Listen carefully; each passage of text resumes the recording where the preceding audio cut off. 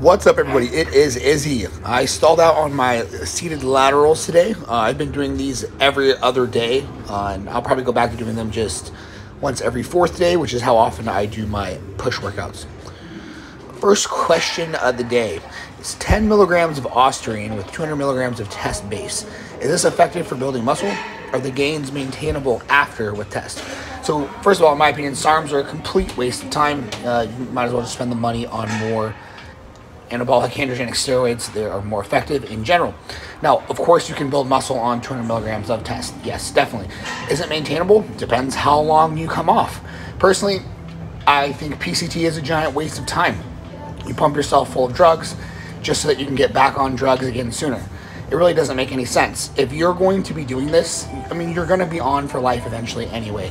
So once you're committed, just commit. And I immediately would go to a blast and cruise model and forget about PCT altogether.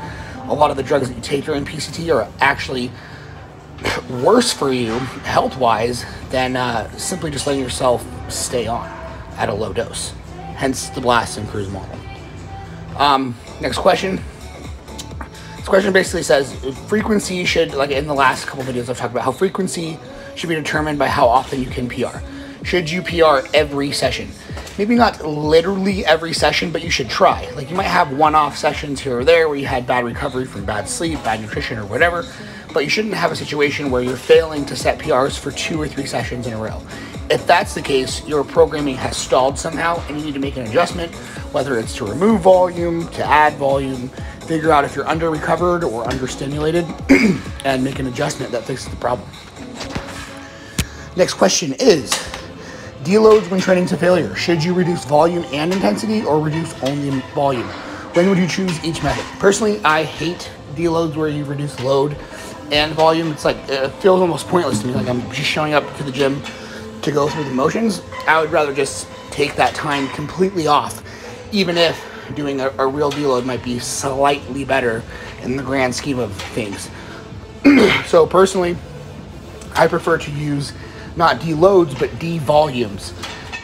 This is where you cut your volume in half or potentially even lower for a little bit longer period of a time than a normal deload, and that allows you to dissipate fatigue. So for example, instead of 1 week where you slash your loads by, to 50 to 70% of normal, and your volumes are 50% of normal, on a devolume, you might do 50% of the normal volume for 2 weeks to allow yourself to get rid of that fatigue. Here's some squat warm-ups. I think I mentioned in previous Q&As here that I'll be doing some more free weight exercises now, as I've kind of gotten over a few nagging injuries. In the case of squats, it's a bit of left hip pain. It's actually not completely healed, but this went a lot better than expected. I was able to work up to 515 pounds or 234 kilos for my top set and got it for 6 reps, which is like 5 pounds and 2 reps off of where I was last time I did this movement in December. So it's been about 2 months since I was actually able to do any free weight squats. This question was, any of your recent coaching client testimonials available? I don't ask people for this kind of stuff these days. So I generally pretty much work with busy professionals at this point. I don't really work with bodybuilding competitors because I don't feel that I'm qualified to help somebody through a contest prep when I haven't even done one myself yet. Powerlifters are a different story. Obviously, I have plenty of experience with powerlifting, but the vast majority of people I work with are just training to get bigger, to look better, etc. And, if they want to give me a testimonial, I'll repost it. But I don't go seeking them. Is it important for injury prevention, to train the glute medius? This person is basically asking about the machine that's opposite of the adductor machine. It's the one where you push out and against and open your legs. Any unilateral leg work, like a split squat or a lunge, is going to work the glute medius. So as long as you have something like that in your program from time to time, you do not need to do the bad girl machine ever. I personally do not use it and do not program it. Lunges are way better anyway for stimulating glute hypertrophy. So as you guys know or notice, when I do leg presses or hack squats or anything that's a leg machine, I tend to go really slow on the eccentric, get a pause, and really try to feel my quads stretching, because this is something that I don't do when I'm doing normal squats. Normal squats I do a little bit more for performance, a little bit more for ego, to lift more weight, and because it's good for the socials. But when I'm training to actually get my muscles bigger, you'll see a lot more control and tempo stuff. So is keeping the same variations for powerlifting, but changing the reps every block, is that sustainable? This person's basically asking me, can you just run the same mesocycle over and over and over and over, and the only thing that you change is reps? That is not going to be optimal. So you could do it, but it's not optimal for sure. Tips for good heart health. Long-time lifter recently committed to a bulk, but worried about blood pressure. If you're natural, you really don't need to worry about your health that much. Just don't be fat. I mean, that's pretty much the long and short of it. Don't be fat, and you're very unlikely to have serious health issues unless it runs in the family. And if it does, medication for blood pressure is a great idea. But to be clear, my personal opinion. That is not what is happening. That's not at all how this is going. There is not some like fat evil man with a twisty mustache going, I wonder what I'll feed the people next. It's people make the content that people click on and watch. So the reason why videos with like some girl with absolutely outrageously huge doing a machine backwards or doing some sort of funky like weird kickback thing that you've never seen before gets made over and over and over again is because that's what want to see. Okay, they want to see the ripped frat bro dude hitting the same 3 classic poses that C-Bum does in downlighting. People make the content that gets engagement because this is a capitalistic market and people are trying to get paid. If people actually watched simple and straightforward, people would make simple and straightforward. But that's not what y'all want. This whole slide is just a joke and callback humor, but OnlyFans coming soon. Just kidding, never coming. But I guess I will comment on this a little bit. A lot of people will tell me stuff like, you looked better when you were natural, and they'll be like comparing photos of me when I was natural and like 6 to 7% body fat to photos where I'm like 18% body fat now in the middle of a bulk with moon face. And it's like, yeah, no shit, I looked better when I was 6% body fat and dry. Everybody looks quote unquote better when they're lean. That's why in a bodybuilding contest you actually have to get lean and go on stage while you're shredded. Thank you for the amazing insight there, Sherlock.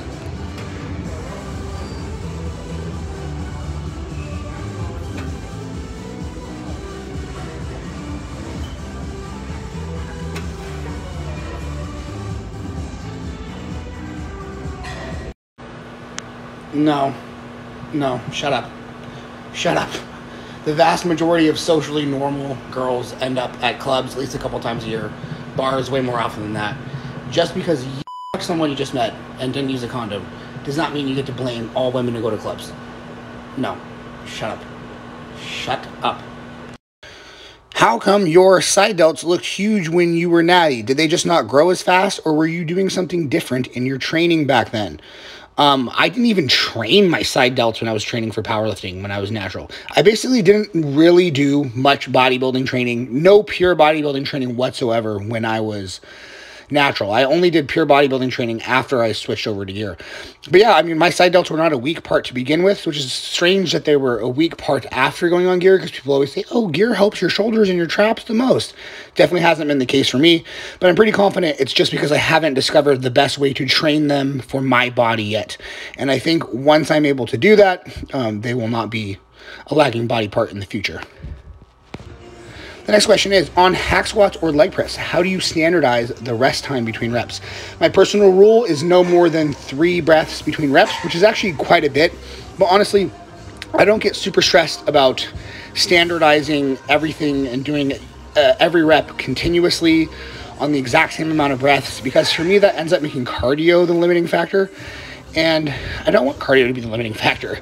And I don't really care if it's like perfectly standardized every time. If you make enough progress, it's still clear that you made progress.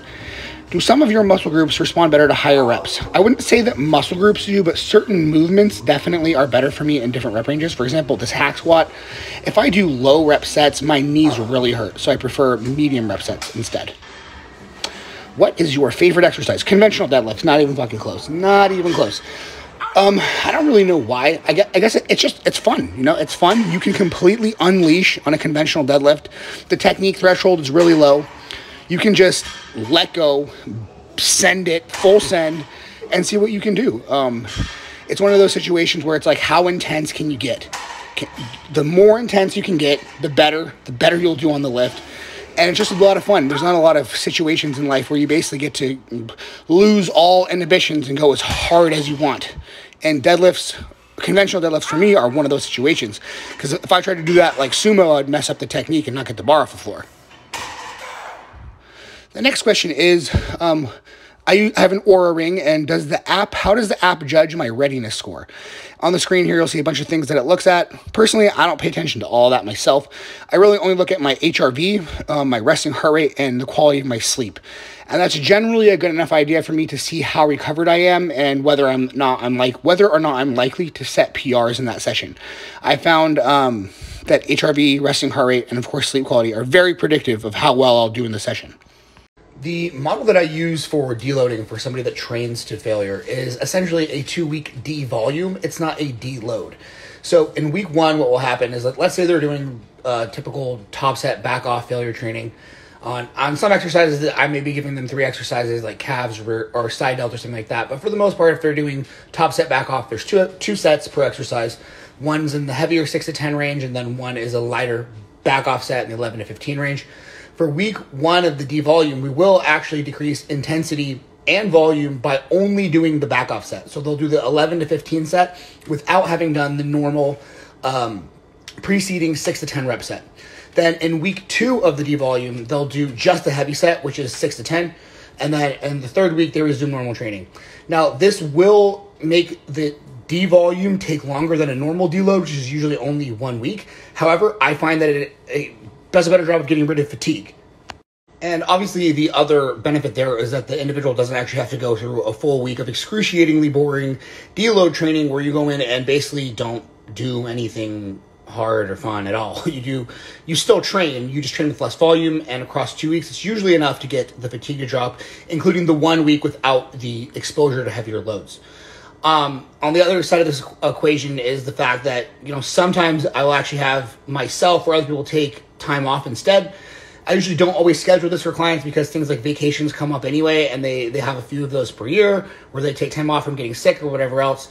But that is sometimes appropriate, and the reason why I would use that instead is if somebody is completely beat up in terms of joints and soft tissues, because I find that for a lot of people, if they deload both on intensity and volume, they detrain really quickly. But with this method, they don't detrain. It just takes longer to get the fatigue to go away. And as for the last part of the question, how does training to failure versus RIR training affect this? I don't think that it does. I mean, both styles are viable ways to dissipate fatigue. So it can generally just be a preference, or it might come down to what works better in your individual case. For some people, it simply may not get enough of the fatigue to go away to do a 2-week devolume versus the 1 week more traditional deload where you slash your weights in half, slash your volume in half, etc. I've just personally found time and time again that going into the gym and doing 50% or 70% of the weight that I normally do is just annoying. It doesn't help prevent me from detraining because it's still not quite heavy enough to maintain adaptations for me. And then it bugs my joints just a little bit, even though it's super reduced. My joints at that point are kind of fucked. So I just stopped doing it that way. Your mileage may vary though. People are different. For any muscle group, one of the biggest keys to make fast progress is to find an exercise that stretches that muscle under load. So this is going to lead to something called stretch-mediated hypertrophy, and it's unclear whether this happens in all muscle groups, but it definitely happens in the glutes. So in the top right corner, you'll see Trevor demonstrating a front foot elevated split squat, and I think this is a crucial addition to any type of glute program, whether you do a Bulgarian split squat, some other kind of split squat, or a lunge of some kind. Doing them unilaterally is going to help you get a better stretch under load, and it's going to train aspects of the glute, muscles in the glute, that aren't trained when you do it bilaterally. So definitely find an exercise that provides stretch under load, and I would recommend some type of front foot elevated split squat or lunge to do that. The second thing, and this is with any muscle group as well, is I believe you want to find an exercise that allows you to place tremendous load on the movement. Now, what do the glutes basically do? Hip extension, right? So we could talk about exercises like deadlifts or RDLs, or even to some extent like the squat. But the problem with many of these exercises is that they're often limited by other muscle groups. So for example, the RDL may be great for training the glutes, but your frequency and volume on an RDL will almost always be limited by lower back fatigue. So when you take something like a hip thrust, which is still going to allow you to move huge loads, and moving huge loads is something that I think is a critical aspect of maximizing hypertrophy. While this is a little bit bro sciencey because it's not something that you're going to find in the literature, we really don't see any bodybuilders that do, for example, just deep flies for chest. They always do flies and some sort of compound pressing, whether that's incline presses or flat presses. You see a big compound to go with that. And everyone that I see that takes the whole use the lowest weight possible all the time sort of philosophy, they tend to lack a certain density to their physique. So I do think there is a place for compound movements that allow you to use heavy loads. Now, this doesn't mean use bad form and ego lift and partial range of motion or any of that sort of thing. But I do think finding a compound lift to add to your training is super beneficial. And in the case of the glutes, the hip thrust is a proven exercise. For example, take a look here. I mean, this is an Olympia qualified wellness competitor. And when you can hip thrust, over 600 pounds for sets of 10, that's what it does to your ass. Very simple stuff. So on top of that, the last thing that I think you're looking for, and again, you can probably apply this to any muscle group, is an exercise or two that is extremely low fatigue and almost isolation in nature so that you can get whatever's left from that muscle and have it just be that muscle without, being interfered with by central fatigue or other muscle groups, as is often going to be the case in heavy compounds. And for glutes, there's all sorts of choices there, but one of the most common ones that's proven, time-tested, is basically different machine kickback variations. Those are going to be the 3 exercises basically that I would recommend if you're trying to drastically change the size of your glutes. Push up on a heavy hip thrust compound movement that you like. Find a unilateral front foot elevated glute exercise that really stretches the glutes under load. And then somewhere in your program, add something like a hyperextension, glute biased hyperextension, or a kickback isolation type move, maybe for some higher reps that takes whatever's left from that muscle. I use metformin during every weight gaining phase. I would say probably close to 100% of bodybuilders use either metformin or some sort of glucose disposal agent with berberine in it. It's going to improve your insulin sensitivity and help you manage blood sugar. And both of those things are beneficial for bodybuilding, especially during mass gaining phases where your food is really high, your HGH is really high, which pushes up your blood sugar. So yeah, I do think, of course, it has utility for competitive bodybuilding. It has so much utility that I actually don't even know any high-level competitors that don't either use metformin or berberine.